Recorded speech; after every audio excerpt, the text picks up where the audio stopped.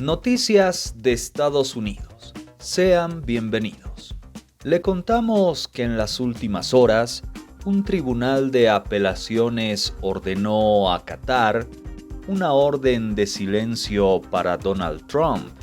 El tribunal de apelaciones, de esta forma, restituye las restricciones impuestas al expresidente para proteger al equipo del juez que instruye este juicio civil en específico por fraude financiero al magnate y parte de su familia en Nueva York, después de que este mismo tribunal denunciara una avalancha de insultos de Donald Trump en Internet.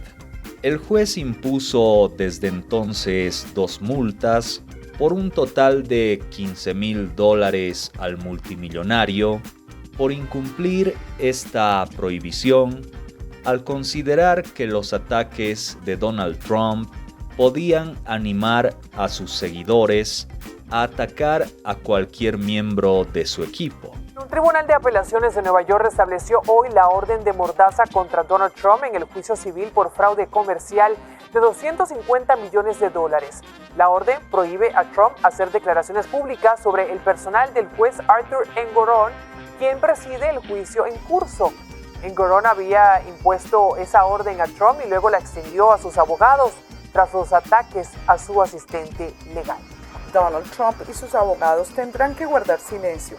Una división de apelaciones del Tribunal de Primera Instancia restableció este jueves una orden que les prohíbe hacer declaraciones públicas sobre el personal del tribunal en el caso en curso en su contra por fraude civil. Durante un receso en la sesión del pasado 3 de octubre, cuando el juez Arthur Engoron impuso la orden, el expresidente había dicho que no era un inconveniente.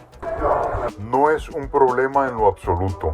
El juez recurrió a esta acción luego de que Trump acusara a la principal secretaria de Engoron de parcialidad política en una publicación en su plataforma Truth Social, lo que generó amenazas contra el tribunal por partidarios del expresidente, según expuso el juez en un expediente judicial.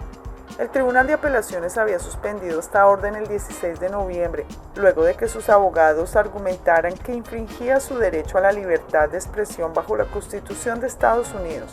Ahora el expresidente y sus defensores quedarán expuestos a fuertes sanciones si quebrantan esta orden por tercera vez, lo que ya le ha costado multas por $15,000. Las consecuencias son bastante serias, multas más altas y también un castigo de encarcelación, porque él no es presidente, es simplemente un candidato a la presidencia y aunque el servicio secreto tendría que hacer arreglos con la corte y el estado de Nueva York, lo van a detener hasta que la apela esa detención. Trump, el favorito para la nominación presidencial republicana de 2024, está acusado de inflar su patrimonio neto en miles de millones de dólares para engañar a prestamistas y aseguradoras. Él ha negado todas las acusaciones. Los argumentos orales se presentarán en corte el próximo 11 de enero. Y en temas electorales, los demócratas ya tienen nuevas cartas para la silla presidencial en caso de que Joe Biden no cumpla con las expectativas. J.B. Pritzker, gobernador demócrata del estado de Illinois, uno de los gobernadores rebeldes que se niega a levantar las protecciones a los inmigrantes de su estado. Y conozca usted también a Gretchen Whitmer, gobernadora del estado de Michigan, una de las peores pesadillas de los republicanos. El tercero es Gavin Newsom, gobernador de California, y continuamente referido como el demócrata con más posibilidades de ganar la elección presidencial si el presidente Biden se hiciera a un lado. Ahora vea usted estas convocatorias para recibir donaciones. Les llaman comités de acción política. Todo el dinero que se recibe aquí está estrictamente controlado para las campañas. Este es el primer paso para abiertamente establecer campañas presidenciales. Por eso es notable que el gobernador Pritzker de Illinois esté haciendo lo mismo. Los gobernadores en Estados Unidos en elecciones reñidas como la del año próximo mantienen perfiles bajos. Por eso que 3 gobernadores demócratas se salgan de la costumbre es señal de que desconfían que Biden complete el ciclo. Uno de los tres expresa dudas sobre Joe Biden y lo único que están haciendo es preparándose de emergentes en caso de que se necesite. Y antes de que culminara la tregua pactada entre Israel y Hamás, un ataque a civiles israelíes pone en duda que se llegue a futuros acuerdos. Se vivieron momentos de pánico en Jerusalén tras el ataque por 2 palestinos que abrieron fuego esta mañana contra personas que esperaban en una parada de autobús a las afueras de la ciudad. Al menos 3 personas murieron y 6 resultaron heridas. Así lo confirmó Benjamin Netanyahu en la plataforma X, donde también envió sus condolencias a las familias de las víctimas y reiteró que todos los terroristas de Hamás deben ser eliminados. Las autoridades israelíes dijeron que los 2 hombres armados con un rifle M16 y una pistola salieron de un vehículo cuando arremetieron contra los civiles. Ambos atacantes fueron dados de baja en el lugar por 2 soldados fuera de servicio y un civil armado. El incidente ocurrió justo después de que se anunciara una nueva extensión a la tregua entre Israel y Hamás y que se liberaran 16 rehenes más, entre los que se encontraban 4 ciudadanos tailandeses, 2 israelíes rusos y también una mujer estadounidense. El presidente Joe Biden dijo en un comunicado que la mujer se encuentra a salvo en Egipto, pero que su esposo, otro ciudadano estadounidense, aún se encuentra entre los secuestrados por Hamás. 30 palestinos más, entre mujeres y niños, fueron liberados de prisiones israelíes como parte del acuerdo.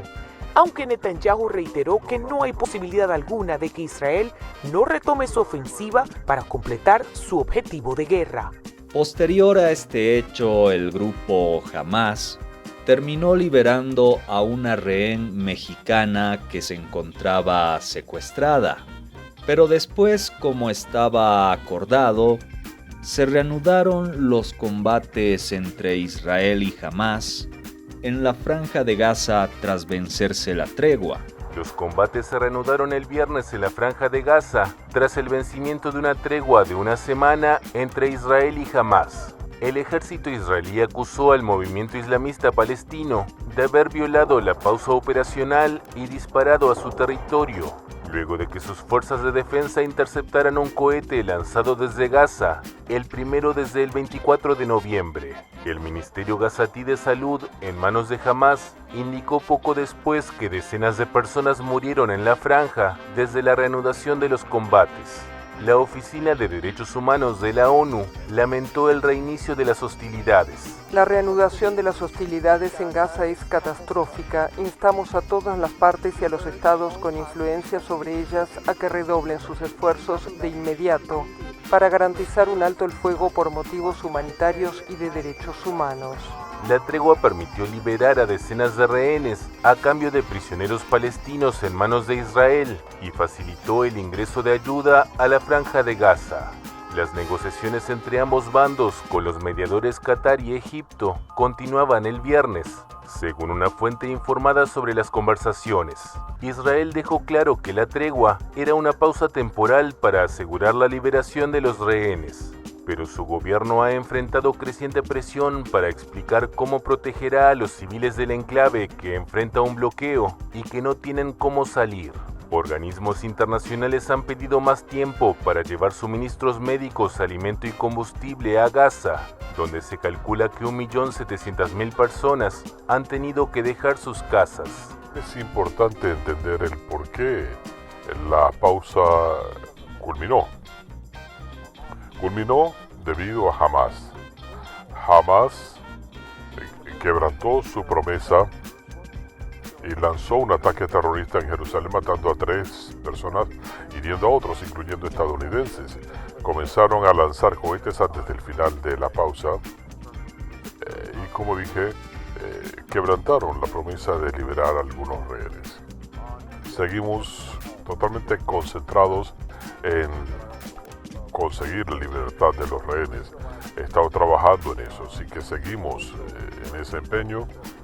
También estamos concentrados, como lo hemos venido haciendo, en que este conflicto no se propague a otras regiones. Y es de esta manera que llegamos al final de este espacio informativo.